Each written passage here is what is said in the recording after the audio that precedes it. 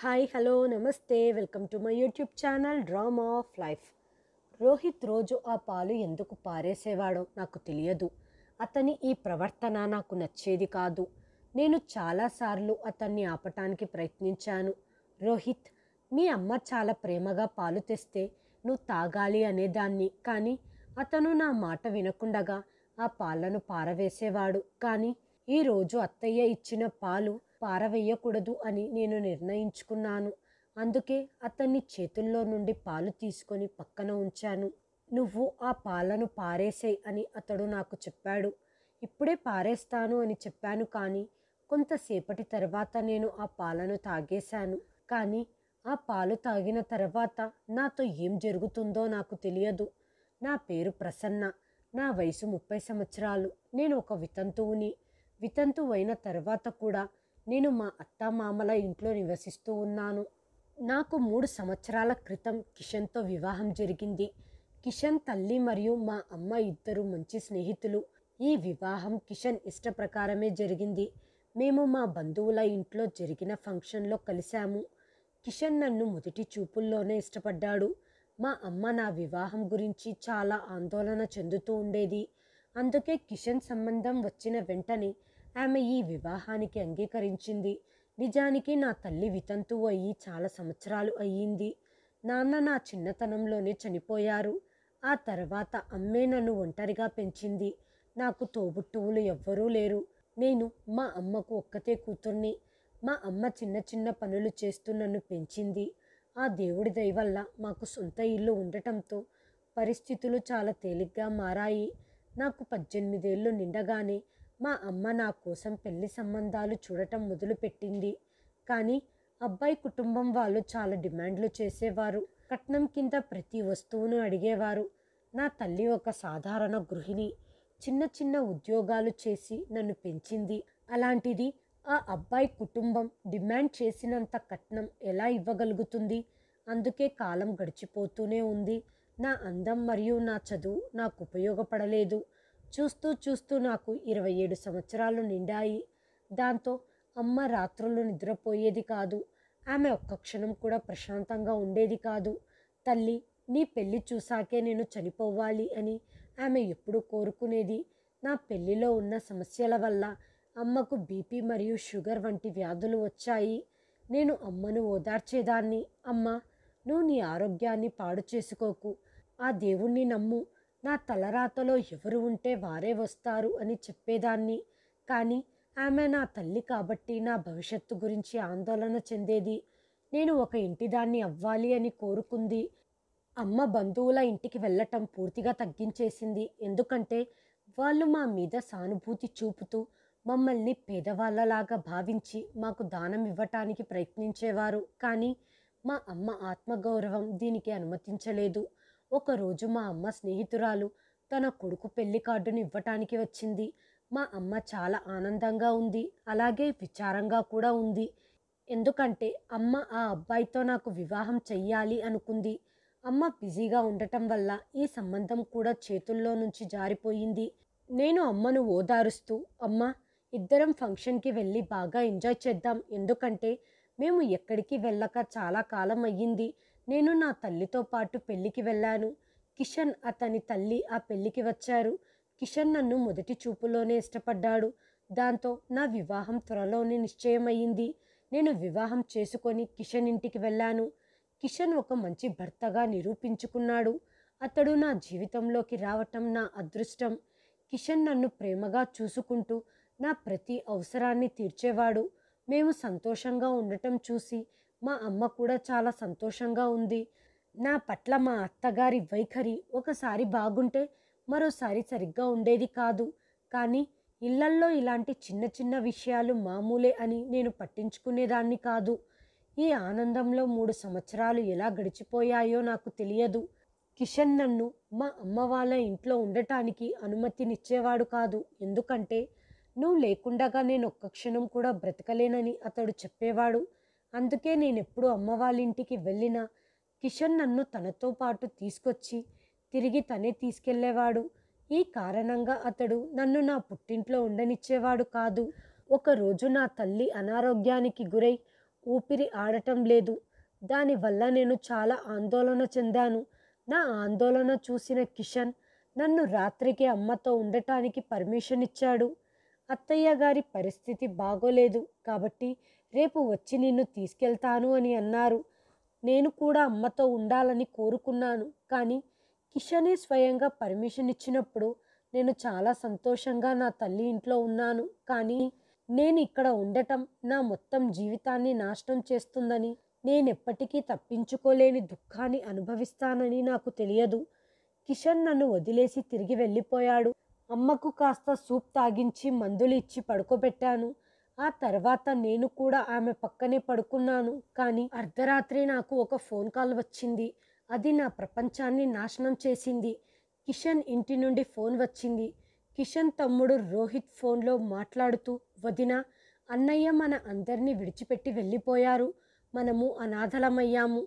వదినా, అన్నయ్య చనిపోయాడు అని చెప్పగానే నా కాళ్ళ కింద భూమి కంపించినట్టుగా అయ్యింది. నేను రోహిత్ని పదే పదే అడిగాను, నువ్వేం అర్థం పర్థం లేని మాటలు మాట్లాడుతున్నావు? నా కిషన్కి ఏమయ్యింది? కానీ అప్పటికే ఫోన్ కట్ అయిపోయింది. నేను మా అమ్మ పరిస్థితి గురించి కూడా పట్టించుకోలేదు. ఒక పిచ్చిదానిలా బయటకు పరిగెత్తాను. అమ్మ నన్ను వెనక నుండి పిలుస్తూనే ఉంది, ప్రసన్న, ఏం జరిగిందో చెప్పు. కానీ అమ్మకి చెప్పేంత ధైర్యం నాలో లేదు. నేను రోడ్డు వైపుకు పరిగెత్తి ఆటోను ఆపి అందులో ఎక్కి కూర్చున్నాను. దేవుడా, అంతా బాగానే ఉండాలి. రోహిత్ జోక్ చేసి ఉండవచ్చు, లేదా నేను త్వరగా ఇంటికి తిరిగి రావాలని కిషన్ రోహిత్తో నాకు ఫోన్ చేయించి ఉండవచ్చు.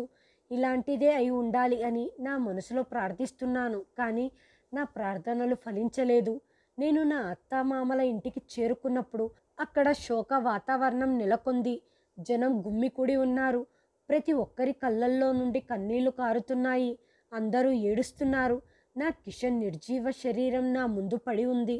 కళ్ళు మూసుకున్న అతని ముఖం చాలా అమాయకంగా కనిపిస్తుంది. ఇప్పుడు కళ్ళు తెరుస్తాడేమో అని అనిపిస్తుంది. నేను ముందుకు కదిలి ఒక్కసారిగా స్పృహ కోల్పోయి అక్కడే పడిపోయాను. ఎంతసేపటికి నాకు స్పృహ వచ్చిందో నాకు తెలియదు. నాకు స్పృహ వచ్చేసరికి కిషన్ అంత్యక్రియలు పూర్తయ్యాయి. కానీ నా దుఃఖం ఇప్పుడే మొదలయ్యింది. కిషన్ లేడు అన్న నిజాన్ని నేను జీర్ణించుకోలేకపోయాను. అతని నవ్వుతున్న ముఖం పదే పదే నా కళ్ళ ముందు కనిపిస్తూనే ఉంది. అతను ఎప్పుడూ నాతో, నన్ను వదిలి వెళ్ళకు, లేకపోతే నేను చనిపోతాను అని చెప్పేవాడు. వివాహమైన తర్వాత నేను అతని నుండి విడిగా ఉండటం ఇదే మొదటి రాత్రి. అదే రాత్రి కిషన్ ఈ లోకాన్ని విడిచిపెట్టి వెళ్ళాడు. కిషన్కి ఏం జరిగిందో నాకు ఇంకా తెలియదు. నేను నా గదిలో కూర్చొని కిషన్ని గుర్తు చేసుకుంటూ ఏడుస్తున్నాను. ఇలా 3 రోజులు గడిచాయి. కిషన్కి ఏమయ్యింది అని మా అత్తగారిని అడిగాను. అప్పుడు అత్తయ్య, నాకు తెలియదు, నేను నా గదిలో రెస్ట్ తీసుకుంటున్నాను. అకస్మాత్తుగా పెద్ద శబ్దం వచ్చింది. నేను బయటికి వచ్చి రోహిత్ అరుస్తూ ఉండటం చూశాను. నా గుండెలపై చెయ్యి వేసుకొని ముందుకు కదిలాను. అప్పటికే కిషన్ నేలపై పడి ఉన్నాడు. అతడు నిద్రలోనే చనిపోయాడు.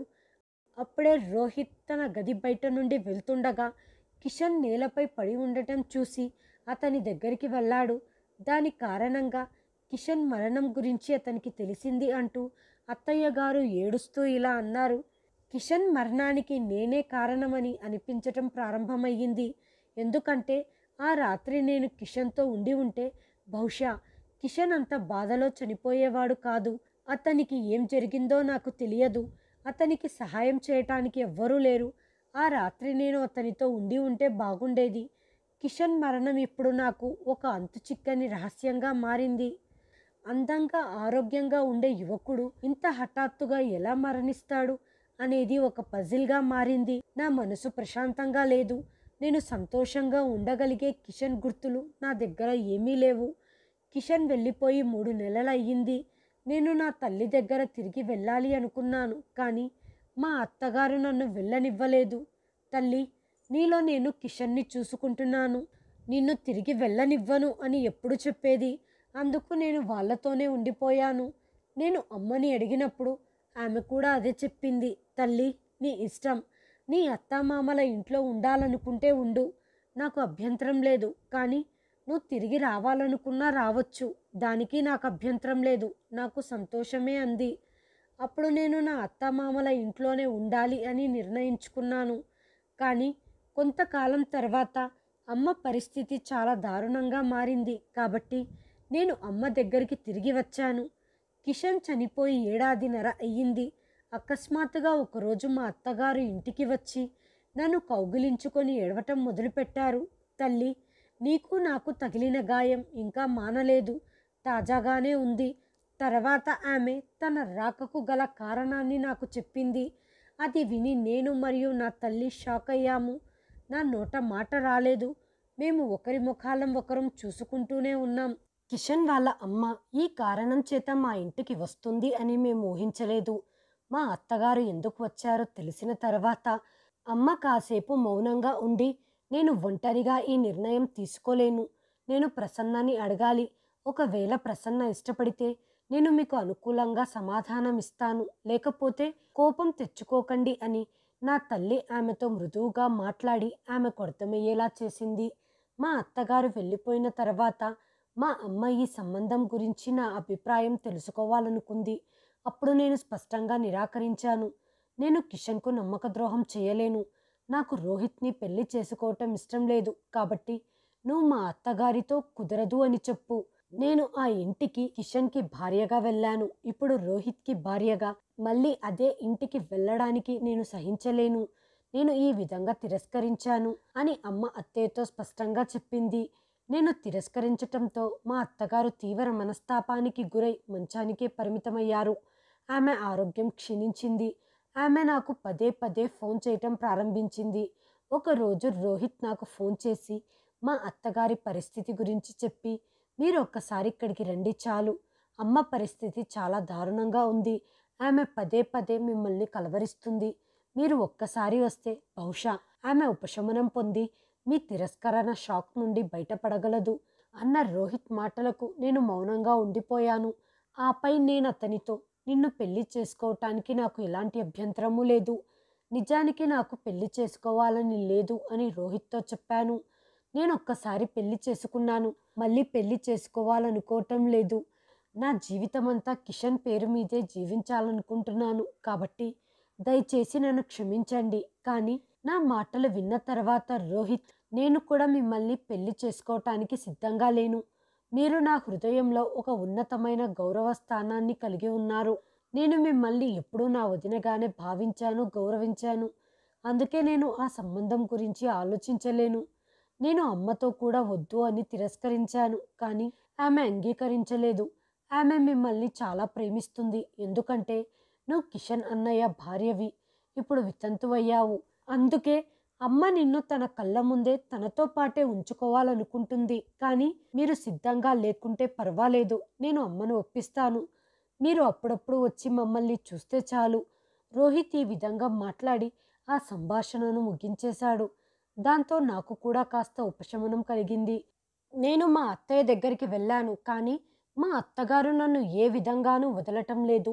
ఆమె పరిస్థితి కూడా మెరుగుపడటం లేదు. చివరికి మా అమ్మ కూడా మా అత్తగారి వైపే నిలిచి నాపై ఒత్తిడి చేయటం ప్రారంభించింది. నువ్వు రోహిత్తో వివాహం చేసుకోవాలి. ఈ విధంగా నేను కూడా ప్రశాంతంగా చనిపోగలను. ఎంతకాలమని నిన్ను వితంతువుగా చూడాలి? నువ్వు నాకున్న ఒక్కగానొక్క కూతురువి. నిన్ను ఇలా తెల్లటి బట్టల్లో చూస్తూ నేను లోపల చనిపోతూనే ఉన్నాను. నీ జీవితంలో ఆనందం తిరిగి రావాలని కోరుకుంటున్నాను. జరగాల్సింది జరిగింది. ఇక కిషన్తో నీ సంబంధం ముగిసింది. ఇప్పుడు కిషన్ని హృదయం నుండి తీసేసి నీ జీవితాన్ని కొత్తగా ప్రారంభించు. నువ్వు నీ జీవితంలో సెటిల్ అయితే నేను ప్రశాంతంగా చనిపోతాను అని అమ్మ చాలా చిరాకు తెప్పించే డైలాగులు మళ్ళీ మళ్ళీ చెప్పటం మొదలుపెట్టింది. ఇప్పుడు నాకు కోపం వచ్చి, నువ్వు ఎప్పుడూ ఈ డైలాగులనే మళ్ళీ మళ్ళీ చెబుతూ నన్ను ఎమోషనల్ బ్లాక్మెయిల్ చేస్తావు. నువ్వు మా అత్తగారికి సరే అని చెప్పు. ఇన్ని రోజులు నేను తీసుకోలేకపోయిన నిర్ణయం అకస్మాత్తుగా తీసుకున్నాను. నా నిర్ణయం విని అమ్మ ఏడుస్తూ సంతోషంగా ఆశీర్వాదాలు ఇవ్వటం ప్రారంభించింది. నేను అమ్మని కౌగిలించుకొని శాంతింపజేశాను. సడన్గా నేను తీసుకున్న ఈ నిర్ణయం నాకే ఆశ్చర్యం కలిగించింది. కానీ ఎక్కడో ఒక చోట ఒక ఓదార్పునిచ్చింది. ఎందుకంటే రేపు అమ్మ వేరే చోటు నా వివాహం చేస్తే నేను కిషన్ని అంత స్వేచ్ఛగా అక్కడ గుర్తు చేసుకోలేను. కానీ అతడి ఇంట్లో అతడి తమ్ముడి ముందు అతన్ని గుర్తు చేసుకోవచ్చు. నిజానికి ఆ ఇల్లు కిషన్ సొంతం. కిషన్ జ్ఞాపకాలు ఆ ఇంటితో ముడిపడి ఉన్నాయి. కిషన్ మరియు నేను అందమైన క్షణాలు గడిపిన ఆ గది నా నుండి వేరవుతుంది. కానీ రోహిత్తో వివాహం చేసుకున్న తర్వాత ఆ ఇల్లు ఇప్పటికీ నాదే అవుతుంది. ఇలా ఎల్లప్పుడూ కిషన్ జ్ఞాపకాలలో ఉండవచ్చు అని ఆలోచిస్తూ నేను ఈ నిర్ణయం తీసుకున్నాను. అమ్మ ఉదయమే మా అత్తగారికి విషయం చెప్పింది. ఆ రోజు ఆమె సంతోషంగా నా దగ్గరకు స్వీట్లు తీసుకొని వచ్చి నా నోరు తీపి చేసింది. వెళ్తూ వెళ్తూ నా చేతిలో కొంత డబ్బు పెట్టింది. మా అత్తగారు 3 రోజుల తర్వాత నా పెళ్లిని నిశ్చయించారు. కానీ నేను అంత త్వరగా పెళ్లి చేసుకోవటానికి సిద్ధంగా లేను. కానీ అత్తయ్య మాత్రం మంచి పనులు చేయటంలో ఆలస్యం చేయకూడదు. నా కూతురు ఇకపై నాకు దూరంగా ఉండకూడదు అని నేను కోరుకుంటున్నాను అంది. మా అత్తగారి ప్రేమకు నేను పొంగిపోయాను. వివాహ తేదీ ఖరారు అయ్యింది కాబట్టి మా అత్తగారు సన్నాహాలు ప్రారంభించారు. నేను మా అమ్మతో ముందే ఎటువంటి సన్నాహాలు చెయ్యొద్దు అని స్పష్టంగా చెప్పాను. ఎందుకంటే నా దగ్గర అన్నీ ఉన్నాయి. ఇది నా మొదటి వివాహం కాదు. కానీ అమ్మ నా కోసం కొన్ని వస్తువులు కొనుక్కుంది. పెళ్లి రోజు కూడా వచ్చింది. పెళ్లి రోజు నేను ఎరుపు చీర ధరించి వధువులా రెడీ అయి కూర్చున్నాను. మాటి మాటికి కిషన్ జ్ఞాపకాలు నన్ను వేధిస్తున్నాయి. నన్ను ఇలా చూసినప్పుడు అతను ఆనందంతో గంతులు వేసేవాడు. చక్కగా చీర ధరించి పూలు పెట్టుకొని అందంగా రెడీ అయితే అతడికి చాలా ఇష్టం. అతడు ఎప్పుడూ నాతో, మేడం మీరు రెడీ అయితే చాలా అందంగా ఉంటారు, ఎప్పుడు మిమ్మల్ని చూస్తూ ఉండాలి అనిపిస్తుంది అనేవాడు. ఈరోజు ఈ సందర్భంగా నేను అతన్ని గుర్తు చేసుకుంటుంటే నా కళ్ళల్లో నుండి కన్నీళ్లు రావటం ప్రారంభించాయి. నేను రోహిత్ భార్యను అయ్యాను. అప్పగింతలయ్యాక నేను రోహిత్తో కలిసి ఈ ఇంటికి తిరిగి వచ్చాను. రోహిత్ ఈ వివాహానికి సిద్ధంగా ఉన్నాడో లేడో నాకు తెలియదు. కానీ అతడు చాలా మౌనంగా ఉన్నాడు. గతంలో నేను రోహిత్ చాలా ఫ్రీగా మాట్లాడుకునే వాళ్ళం. కానీ ఇప్పుడు మా సంబంధం మారిపోయింది. కాబట్టి భవిష్యత్తులో మేము ఒకరితో ఒకరం ఎలా ప్రవర్తిస్తామో నాకు తెలియదు. ఈ ఇంట్లో కోడలిగా నా హోదా ఉంది. కానీ ఇప్పుడు నా గదే మారింది. ముందు నేను కిషన్ గదిలో ఉండేదాన్ని. ఇప్పుడు నేను రోహిత్ గదికి వచ్చాను. ఈరోజు మా మొదటి రాత్రి. రోహిత్ గదిలోకి వచ్చినప్పుడు నా గుండె దడదడలాడింది. నేను జరిగి పక్కకు కూర్చున్నాను. రోహిత్ వచ్చి నా పక్కన కూర్చున్నాడు. నేను రోహిత్తో, నాకు కొంత సమయం ఇవ్వండి. నేను ఈ సంబంధం నా హృదయపూర్వకంగా అంగీకరించాలని అనుకుంటున్నాను అని అనేలోపే రోహిత్ అనూహ్యంగా నా చెయ్యి పట్టుకున్నాడు. అతని ఈ చర్యకు నేను ఆశ్చర్యపోయాను. అతడి నుండి దీన్ని అస్సలు ఊహించలేదు. నేను అతని భార్యని అయినప్పటికీ ఇంతకు ముందు అతనితో ఉన్న వదిన మరిదిల సంబంధాన్ని అంత త్వరగా ఎలా మర్చిపోగలడు? నేను త్వరగా నా చేతిని రోహిత్ చేతుల్లో నుండి విడిపించుకున్నాను. అప్పుడు రోహిత్, ప్రసన్న, ఇప్పుడు నువ్వు నా భార్యవి. నాకు నీపై పూర్తి హక్కు ఉంది. ఇలా నా నుండి దూరంగా ఉండకు. ఇలా చెబుతూ రోహిత్ నా దగ్గరికి వచ్చాడు. అంతలోనే రోహిత్కు కరెంట్ షాక్ తగిలినట్టుగా అనిపించింది. అతడు ఒక్కసారిగా ఎగిరిపడ్డాడు. అతని ముఖంలో భయం స్పష్టంగా కనిపించింది. అతను ఏదో భయంకరమైనది చూసినట్లు కళ్ళు విశాలంగా తెరుచుకున్నాయి. అతను త్వరగా వెళ్ళి సోఫాలో కూర్చున్నాడు. రోహిత్ ఎందుకు అలాంటి స్థితిలోకి వెళ్తున్నాడో నాకు అర్థం కాలేదు. ఆపై రోహిత్ స్వయంగా నాతో, నువ్వు మంచం మీద పడుకో, నేను సోఫాలో పడుకుంటాను అని అన్నాడు. నాకు దీనికి ఎటువంటి అభ్యంతరమూ లేదు. బదులుగా కాస్త రిలాక్స్గా అనిపించింది. నేను నిశ్శబ్దంగా లేచి నా బట్టలు మార్చుకొని పడుకున్నాను. నేను ఆ గదిలో పడుకోలేకపోయాను. కిషన్ ఆలోచనలు నా మనసులో పదే పదే వస్తూనే ఉన్నాయి. నేను కిషన్ను మోసం చేసినట్లు, అతను నాకు ఫిర్యాదులు చేస్తున్నట్లు, నేను నా ఆలోచనలలో అతనికి క్షమాపణలు చెబుతూనే ఉన్నాను.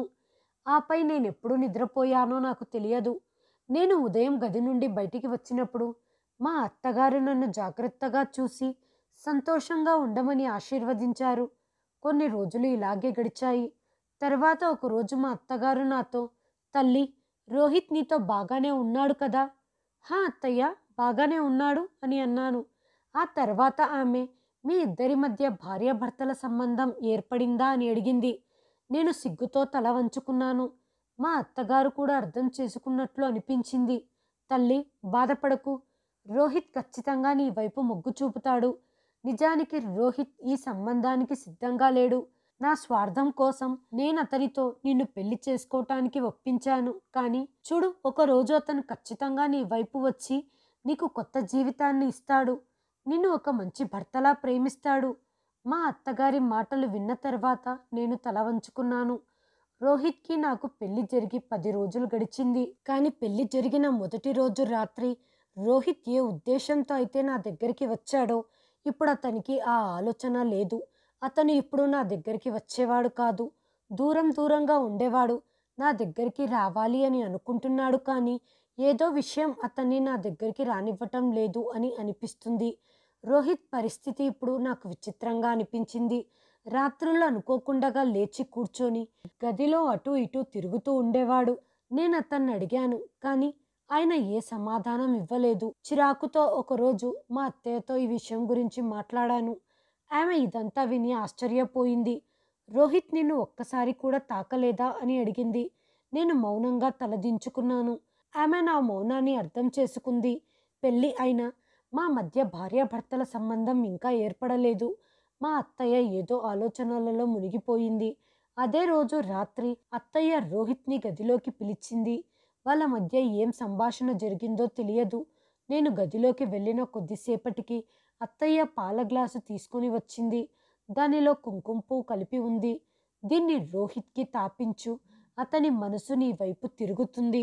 అతని మనసులో నీ పైన ప్రేమ ఏర్పడుతుంది.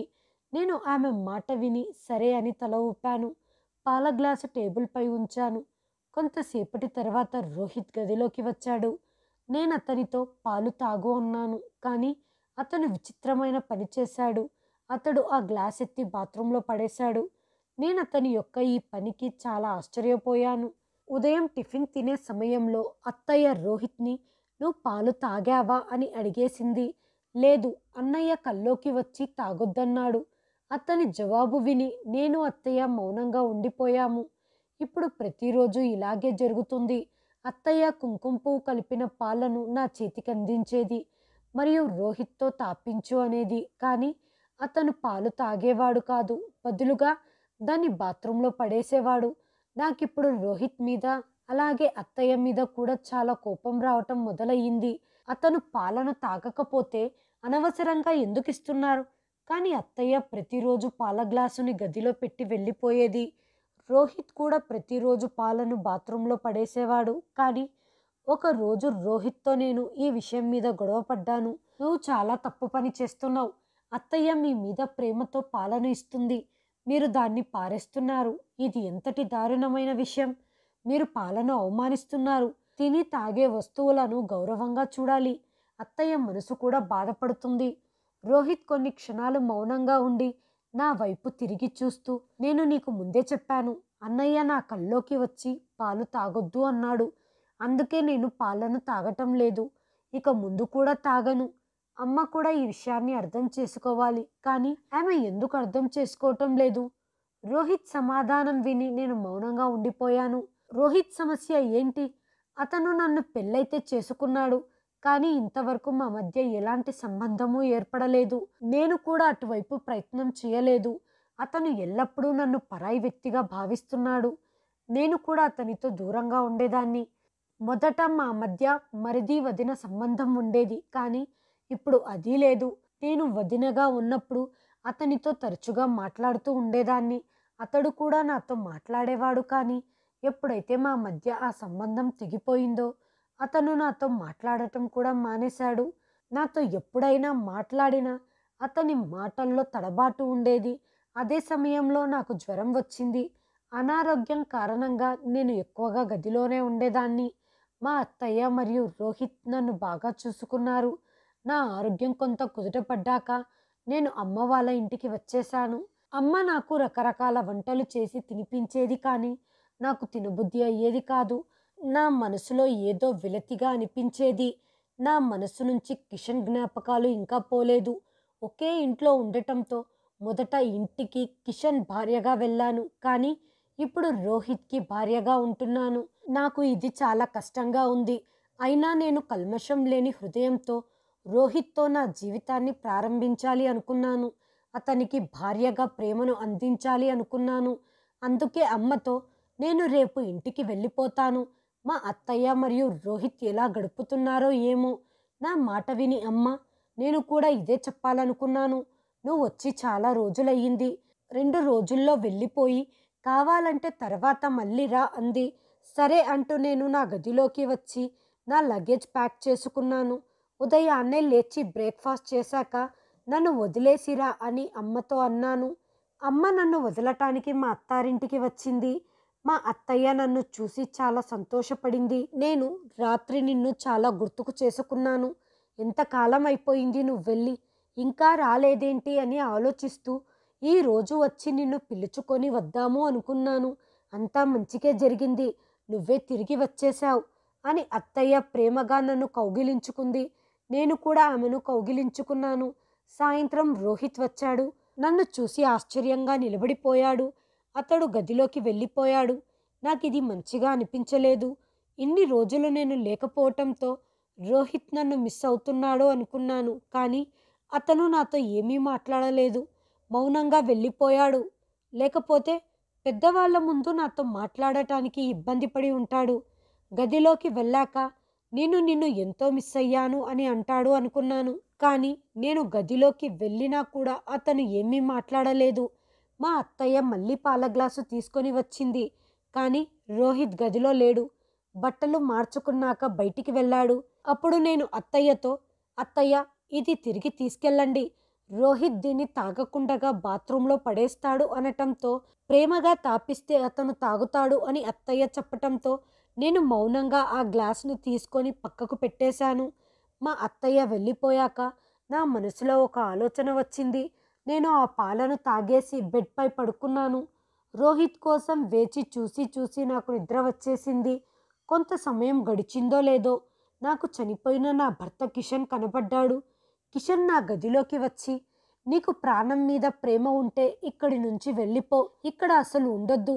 అతను గట్టిగా అరుస్తూ ఇవే మాటలు నాతో పదే పదే చెబుతున్నాడు. నేను చటుక్కున లేచి కూర్చున్నాను. ఎవరూ లేరు. కిషన్ ఎక్కడా కనిపించలేదు. అంటే ఇది కళ. మరి కిషన్ నా కలలోకి వచ్చి ఇలా ఎందుకు చెబుతున్నారు? నన్ను ఈ ఇంటి నుంచి వెళ్ళిపోమని ఎందుకు చెబుతున్నారు? నేను ఒక్కసారి లేచి బయటికి పరిగెత్తాను. నేను బయటికి రావటం చూసి మా అత్తయ్య ఆందోళనగా, ఏమ్మా, ఏం జరిగింది? అంతా క్షేమమే కదా అన్నారు. అక్కడ గదిలో కిషన్ అంటూ నేను భయపడుతూ గదివైపు చూపించాను. అత్తయ్య కూడా భయపడి లేచి గదివైపు వెళ్ళింది. అక్కడి నుంచి తిరిగి వచ్చాక అక్కడ ఎవ్వరూ లేరు. గదంతా ఖాళీగా ఉంది. నువ్వు ఏదో పొరపాటు పడి ఉంటావు. కానీ నేను నా తలను 2 చేతులతో పట్టుకొని కూర్చున్నాను. లేదత్తయ్య, కిషన్ వచ్చారు. నేను నా కళ్ళారా చూశాను. ఆయన నాతో, నీకు ప్రాణం మీద ప్రేమ ఉంటే ఇక్కడి నుంచి వెళ్ళిపో అన్నారు. నేను దీన్ని ఏ విధంగా అర్థం చేసుకోవాలి? నేను నిస్సహాయంగా ఏడవటం మొదలుపెట్టాను. నా మాట విని ఒక్క క్షణంలో మా అత్తయ్య ముఖం వెలవెలబోయింది. నన్ను చూస్తూ మెల్లగా, కిషన్ ఏమన్నాడు? నీకు నీ ప్రాణం మీద ప్రేమ ఉంటే ఇక్కడి నుండి వెళ్ళిపో అన్నారు. నా మాట విని అత్తయ్య సోఫాలో కుప్పకూలిపోయింది. ఆమె ప్రవర్తన నాకు విచిత్రంగా అనిపించింది. ఏమైందత్తయ్య? ఈ మాట విని మీరెందుకు ఇలా అయిపోయారు? నా మాట విన్న అత్తయ్య కళ్ళల్లో నుంచి కన్నీరు కారాయి. ఆమె గట్టిగా ఏడుస్తుంది. ఆమె పరిస్థితి చూసి నాలో ఆందోళన పెరిగిపోయింది. ఆమె సమస్య ఏంటో నాకు అర్థం కాలేదు. ఆమె ఎందుకు ఇలా చేస్తుందో కూడా తెలియటం లేదు. కొంతసేపటికి ఆమె ఏడ్చి ఏడ్చి అలసిపోయింది. ఏం లేదు తల్లి, నాకు నా పెద్ద కొడుకు గుర్తొచ్చాడు అంతే. ఎంత గుర్తుకు వచ్చినా కానీ మీరు ఇంతగా ఏడవరు. మీరు నా నుంచి ఏదో విషయం దాస్తున్నారు. మీరు విషయం చెప్పకపోతే నా మీద ఒట్టు అన్నాను. ఆమె నిస్సహాయంగా కొన్ని క్షణాలు మౌనంగా ఉండి ఇలా చెప్పింది. చూడు తల్లి, నేను నీతో ఏం చెప్పినా అంతా నిజమే చెప్తాను. వీలైతే దాన్ని స్వీకరించు. నన్ను, రోహిత్ని క్షమించు. ఆమె అన్న మాటలు నాలో అలజడి రేపాయి. నేను తీక్షణంగా ఆమెను చూస్తూ, విషయం ఏంటి అన్నాను. ఈ విషయం నేను నిన్ను మొదటిసారి చూసినప్పుడే మొదలయ్యింది. రోహిత్ కూడా నిన్ను అప్పుడే చూశాడు. నువ్వు కిషన్కి బాగా సరిపోతావని ఇంటికి వచ్చాక కిషన్తో మాట్లాడాను. అతను ఆనందంతో ఎగిరి గంతేశాడు. మేమిద్దరం మాట్లాడుకుంటుంటే రోహిత్ కూడా అక్కడికి వచ్చాడు. నేను రోహిత్ని కూడా మా ఆనందంలో పాలు పంచుకోమన్నాను. అతను ఒక్కసారిగా నిరాశపడ్డాడు. అతని కళ్ళల్లో ఆనందం కనిపించలేదు. నేను ఆనందంలో రోహిత్ని పట్టించుకోలేదు. మీ ఇంటికి కిషన్ సంబంధం తీసుకొని వచ్చాను. ఆ తర్వాత మీ ఇద్దరికి పెళ్లి చేశాను. కానీ నేను చేసింది ఎంత పెద్ద తప్పో అప్పుడు నాకు తెలియలేదు. రోహిత్ దీన్ని అతని ఓటమిగా భావించాడు. నిన్ను మొదటిసారిగా పెళ్లిలో చూసినప్పుడే రోహిత్కి నువ్వు బాగా నచ్చావు. నిన్ను పెళ్లి చేసుకోవాలి అనుకున్నాడు. అతను నీ గురించి నాతో మాట్లాడాలి అనుకున్నాడు. కానీ నేను తొందరపాటుగా నీ గురించి కిషన్కి చెప్పేశాను. రోహిత్ మళ్ళీ నాతో ఈ విషయం మాట్లాడలేదు. అతను మౌనంగా ఉండిపోయాడు. అతను మనసులోనే తన ప్రేమను దాచుకున్నాడు. కాలం గడిచే కొద్దీ ఈ విషయం మర్చిపోతాడు అనుకున్నాను. కానీ నువ్వు పెళ్లి చేసుకొని మా ఇంటికి వచ్చినప్పుడు ప్రతి క్షణం అతని ముందు నువ్వు తిరిగేదానివి. రోహిత్ ఎంతో ప్రేమగా నిన్ను చూసేవాడు. కానీ నువ్వు అవేమీ పట్టించుకోలేదు. నాకు ఈ విషయం తెలిసినప్పుడు నేను రోహిత్ని ఎంతో తిట్టాను. మంచి చెడు చెప్పి ఈ ఉద్దేశం మనసులో నుంచి తీసేయన్నాను. ఎందుకంటే ఆమె ఇప్పుడు నీకు వదిన అయ్యింది. ఆమెను దురుద్దేశంతో చూడటం మానేయన్నాను. కానీ రోహిత్ నాతో చాలా గొడవ పడ్డాడు. నా పైన చాలా కోప్పడ్డాడు. గట్టిగా అరుస్తూ మీరు నాకు చాలా అన్యాయం చేశారు. ఎప్పుడు ఏ మంచి వస్తువు దొరికినా అన్నయ్యకిచ్చేస్తారు. ఇప్పుడు కూడా ఇలాగే చేశారు. నువ్వు నా మనసు ఆనందాన్ని, నా ప్రేమను లాక్కొని అన్నయ్య ఒడిలో వేశావు. నేను ఈ విషయాన్ని ఎలా మర్చిపోగలను? అతని మాటలు నాకు రాబోయే ఉపద్రవానికి సంకేతాలుగా అనిపించాయి. అయినప్పటికీ నేను అతన్ని ఒక కంట గమనిస్తూనే ఉన్నాను. ఇప్పుడు రోహిత్ చాలా సమయం మౌనంగా ఉండేవాడు. ఒక్కొక్కసారి వాణ్ణి చూస్తే నాకు భయం వేసేది. నువ్వు మీ అమ్మ వాళ్ళ ఇంటికి వెళ్ళావు. కిషన్ మరియు రోహిత్కి నీ విషయంలో గొడవ జరిగింది. కిషన్ మొదటిసారి జీవితంలో తన తమ్ముడిపై చెయ్యెత్తాడు. రోహిత్ నీ గురించి కొన్ని తప్పుడు మాటలు చెప్పాడు. కిషన్ కోపంగా రోహిత్ని కొట్టాడు. ప్రతిఫలంగా రోహిత్ కోపంతో ఒళ్ళు మరిచి తన ముందు అన్నయ్య నిలబడ్డాడు అని కూడా ఆలోచించకుండగా అతని గొంతు నొక్కి చంపేశాడు. నేను వాళ్ళిద్దరినీ ఆపే ప్రయత్నం చేశాను. కానీ వాళ్ళెవ్వరూ నా మాట పట్టించుకోలేదు. కిషన్ తనని తాను రోహిత్ నుంచి కాపాడుకోవటానికి ప్రయత్నం చేశాడు. నేను కూడా నా శక్తినంతా ఉపయోగించి రోహిత్ని లాగటానికి ప్రయత్నించాను. కానీ రోహిత్లో ఇంత బలం ఎక్కడి నుంచి వచ్చిందో తెలియదు. అతను నన్ను దూరంగా నెట్టేశాడు. మరియు ఒక తమ్ముడి చేతిలో అన్నయ్య హత్య జరిగింది. నేను ఒక కొడుకుని కోల్పోయాను. ఇంకో కొడుకును కూడా కోల్పోదలుచుకోలేదు. అందుకే అందరితో కిషన్ పడుకొని ఉన్నప్పుడే నిద్రలో చనిపోయాడు అన్నాను. ఒకవేళ అందరికీ తమ్ముడే అన్నయ్యను చంపేశాడు అని తెలిసిందంటే నా కొడుకు ఒకరు చనిపోయాడు, ఇంకొకడు జైలు జీవితానికి బలవుతాడు. ముసలిదాన్నైనా నేను ఎవరి ఆసరాతో బ్రతకాలి? కిషన్ చనిపోయిన తర్వాత రోహిత్ నన్ను మీ ఇంటికి వెళ్ళి సంబంధం మాట్లాడమని పంపాడు. నేను మౌనంగా అతను చెప్పింది వింటూ ఉన్నాను. ఇప్పటికీ అతనిలో తన అన్నయ్య ప్రాణాలు తీశాను అనే పశ్చాత్తాపం లేదు. అతను చెప్పినట్టుగా మీ ఇంటికి వచ్చి నీకు రోహిత్కి పెళ్లి సంబంధం మాట్లాడి మీ పెళ్లి జరిపించాను. కానీ పెళ్లి రోజు రాత్రి రోహిత్ నీ దగ్గరికి వచ్చినప్పుడు అతనికి చనిపోయిన అతడి అన్నయ్య ముఖం కనిపించింది. అందుకే రోహిత్ భయపడి నీ దగ్గరికి రాలేకపోయాడు. అతడు నీ దగ్గరికి రావాలనుకున్నప్పుడల్లా వాడికి కిషన్ కనిపించేవాడు. అతను భయపడేవాడు.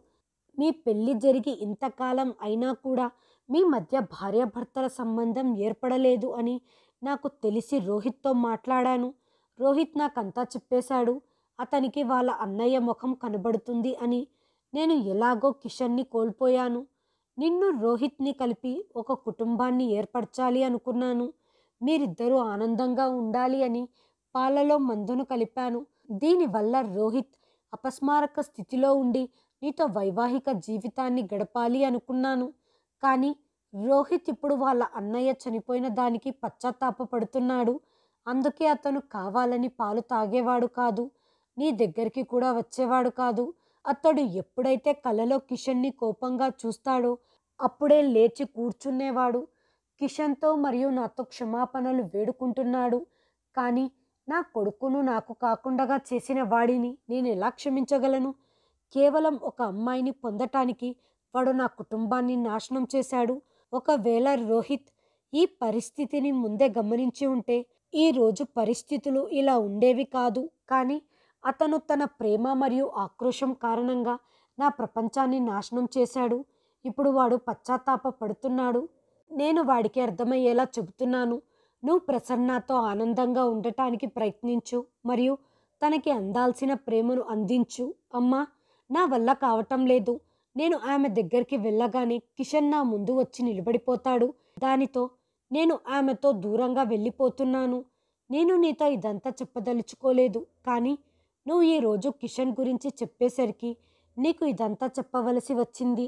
నీకు ఇదంతా తెలుసుకునే హక్కు ఉంది, కానీ తల్లి నన్ను క్షమించు. నేను ఒక నిస్సహాయమైన అమ్మను. నేను నా ఒక కొడుకు తర్వాత ఇంకో కొడుకుని కోల్పోదలుచుకోలేదు. అత్తయ్య నా ముందు చేతులు జోడించి ఇదంతా చెప్పింది. నాకు నెత్తి మీద పిడుగు పడ్డట్టయింది. ఈ భారాన్ని నేను మొయ్యలేను అనిపించింది. నాకు ఏం చెయ్యాలో అర్థం కావటం లేదు. నేను మౌనంగా లేచి నా గదిలోకి వెళ్ళిపోయాను. పెళ్లి తర్వాత జరిగిన అన్ని సంఘటనలు ఒక్కొక్కటిగా నా ముందు కదులుతూ ఉన్నాయి. రోహిత్ నాతో ఈ విధంగా వ్యవహరించాడు అంటే నేను నమ్మలేకపోతున్నాను. నేను లేచి బ్యాగ్లో బట్టలు సర్దుకొని మా ఇంటికి వచ్చేశాను. మా అత్తయ్య నన్ను ఆపటానికి చాలా ప్రయత్నించింది, కానీ నేను ఆగలేదు. అప్పుడే నేను నిశ్చయించుకున్నాను, మళ్ళీ ఇక్కడికి ఎప్పుడూ రాకూడదు అని. రోహిత్కి కూడా తెలిసిపోయింది. అతని గురించి నాకు అన్నీ తెలిసాయి అని. అతను నాతో క్షమాపణలు కోరుకోవటానికి చాలా ప్రయత్నించాడు, కానీ నేను నా మనసును రాయి చేసుకున్నాను. మా అమ్మ నాకు ఎప్పుడు అడిగేది ఏం జరిగింది అని, కానీ నేను ఆమెకు ఈ విషయాల గురించి ఏమీ చెప్పలేదు. ఎందుకంటే ఏ విధంగా అయితే నేను ఈ బాధను భరిస్తున్నాను, అలాగే మా అమ్మ కూడా ఆ బాధ భరించాలి అని నేను అనుకోవటం లేదు. నాతో పదే పదే క్షమాపణలు కోరుకోవటానికి ప్రయత్నించాడు, కానీ అతనితో ఎటువంటి సంబంధం పెట్టుకోవటానికి నేను సిద్ధంగా లేను. నేను మా అత్తయ్యతో కూడా చెప్పేశాను, ఇక నుంచి నాతో ఎటువంటి సంబంధం పెట్టుకోవద్దు అని. అమ్మ ఇంటికి వచ్చి 2 సంవత్సరాలు గడిచిపోయింది. నాకు తిరిగి వెళ్ళాలని ఉద్దేశం అస్సలు లేదు. నా జీవితాన్ని మా అమ్మతోనే గడపాలని నిశ్చయించుకున్నాను. నేను రోజు కిషన్తో క్షమాపణలు చెప్పుకొని పడుకుంటాను. నాకు తెలియదు అతను మిమ్మల్ని చంపాడని, లేకపోతే అతన్ని నా జీవిత భాగస్వామిగా చేసేదాన్ని కాదు. నేను అతన్ని మీ తమ్ముడు అనుకున్నాను, కానీ వాడే మీకు ఎముడయ్యాడు.